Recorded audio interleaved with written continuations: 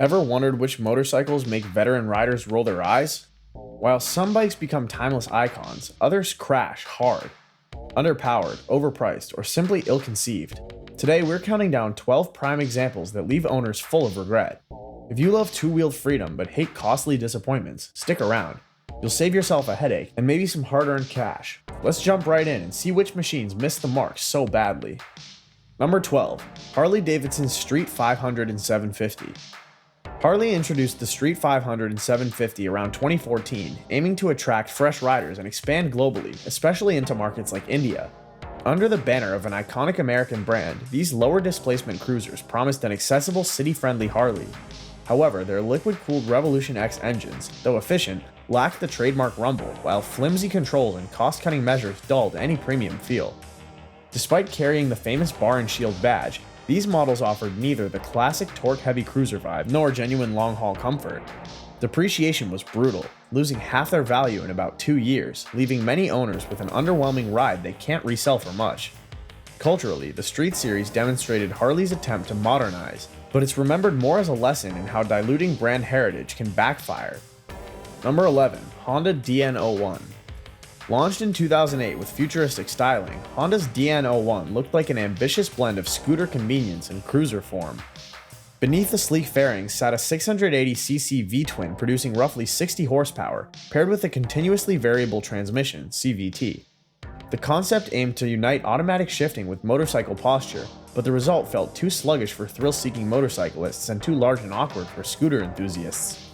Priced around $15,000, it was up against genuine sport tourers and cruisers that provided better performance and character at similar or lower costs. Though Honda is often hailed for innovation, the DN01 proves that not every experiment sticks. Sales stumbled, and models often languish on the used market at rock-bottom prices. It holds a small footnote in Honda's history, showing how even a revered brand can overreach with an identity-confused machine. Number 10. Suzuki Hayabusa. Unveiled in 1999, the Suzuki Hayabusa quickly became a legend for its jaw-dropping top speed, earning a reputation as one of the fastest production motorcycles of its era. Boasting a 1,340cc inline-4 capable of high-speed sport touring, it balanced power with surprising comfort. However, that hype led to many inexperienced riders to snatch up Busas for bragging rights, often resulting in clumsy modifications. Common tweaks include extended swing arms and oversized rear tires that ruin the bike's adept handling and stability, turning a refined speed machine into a straight-line cruiser. The Hayabusa itself is a masterpiece, but too many owners overlook its design purpose. It's not just about raw velocity, but about controlled, high-speed touring.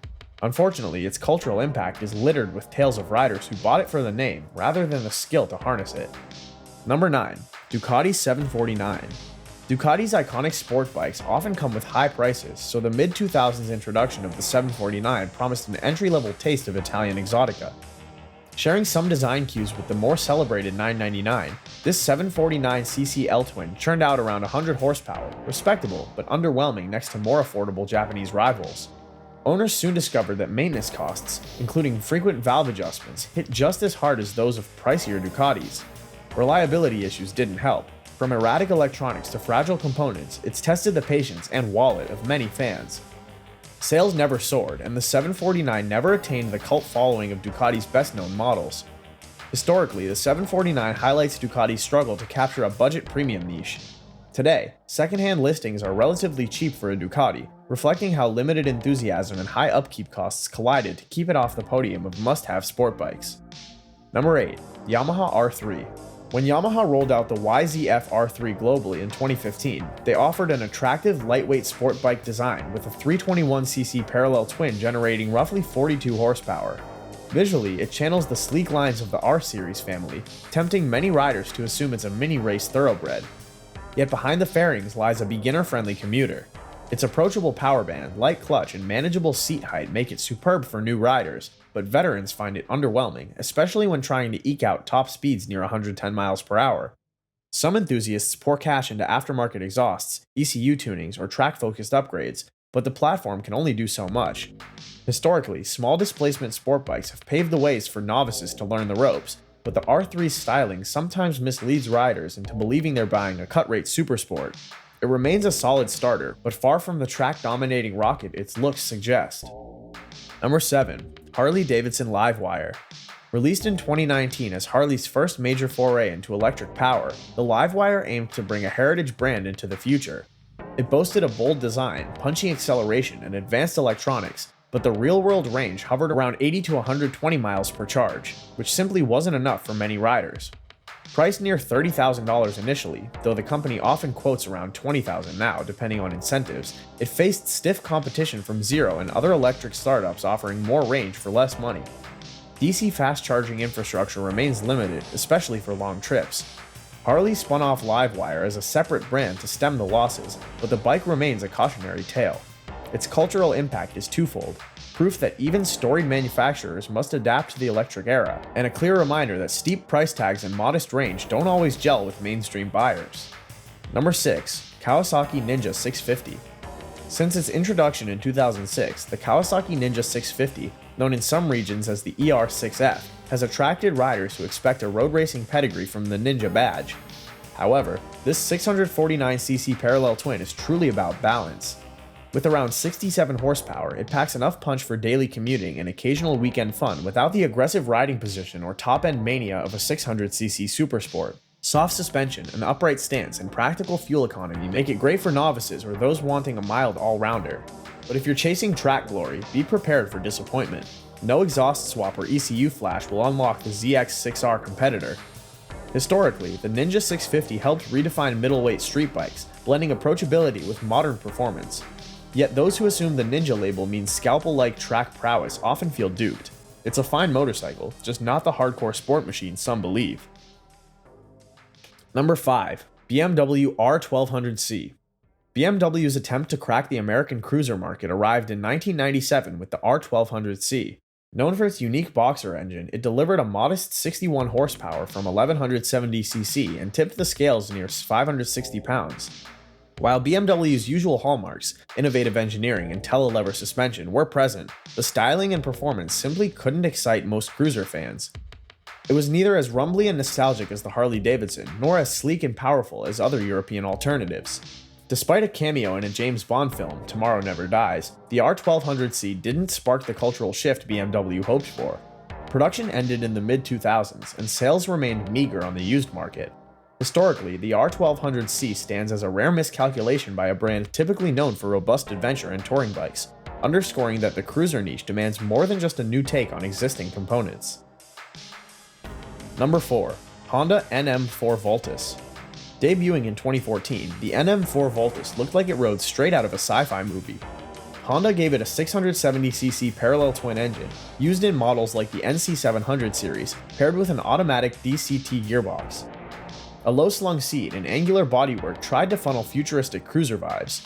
With fewer than 50 horsepower, it fell short in performance for a bike costing around $11,000 new, more than many accomplished mid-range motorcycles. While the edgy design turned heads, practicality suffered. Limited storage, modest fuel capacity, and questionable comfort for longer trips.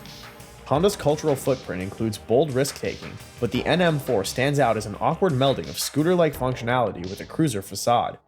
Sales remained niche, and many ended up on showroom floors for months. Ultimately, it's a novelty for collectors who value style over riding substance. Number 3. Big Dog K9. During the mid-2000s chopper craze, Big Dog Motorcycles positioned the K9 as a factory-built custom ride. Powered by a massive 1800cc S&S V-twin, it made torque for days but vibrated ferociously and tested every bolt's resolve. A 300mm rear tire and heavily raked front fork gave it that stretched, rebellious look, great in a showroom but awful for everyday roads. Handling felt like wrestling a bull, with minimal lean angles and a stiff suspension that made longer rides punishing. Priced north of $30,000, it competed with better engineered Harleys or Indians.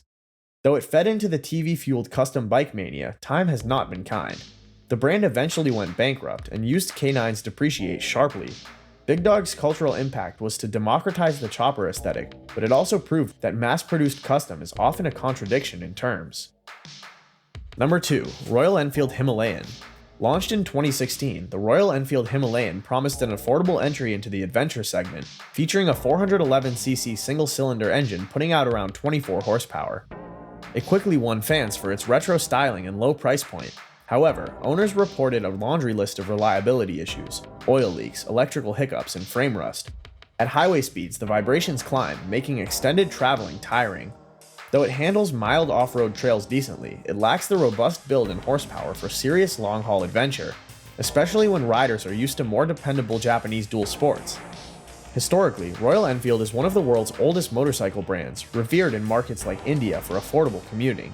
Yet with the Himalayan, they aimed to conquer a global ADV audience. The result highlights how certain corners can't be cut if you want a truly expedition-ready machine. Number 1. MV Agusta F4. When MV Agusta resurrected the iconic F4 in 1998, penned by legendary designer Massimo Tumberini, it immediately earned accolades for its breathtaking appearance. Arguably one of the prettiest sport bikes ever. However, that beauty comes with a steep price. Its high-strung inline-4 engines have been known to suffer from fragile electronics, weak charging systems, and occasional catastrophic failures if not meticulously maintained. Replacement parts can be eye-wateringly expensive, and the riding position is uncompromisingly race-focused, leaving casual riders sore. While the F4's design influenced other superbikes to chase aesthetic perfection, MV Agusta struggled with production consistency and after-sales support. As a showpiece, it is a stunner, worthy of a living room display. But for real-world riders, countless Japanese leader bikes and even some European rivals offer better reliability and more balanced performance at a friendlier price. Its cultural mark is unmistakable, yet it's the poster child for style over practicality. Jokes aside, every motorcycle on this list has fans who appreciate them for what they are. But if you're looking to get the most out of your money, and your time in the saddle, these rides often bring more headaches than highlights. Hope you found this roundup helpful in separating showpieces from true performers. If you enjoyed this video or learned something new, be sure to hit that subscribe button for more straight shooting bike talk. Ride safe, choose wisely, and we'll catch you in the next one.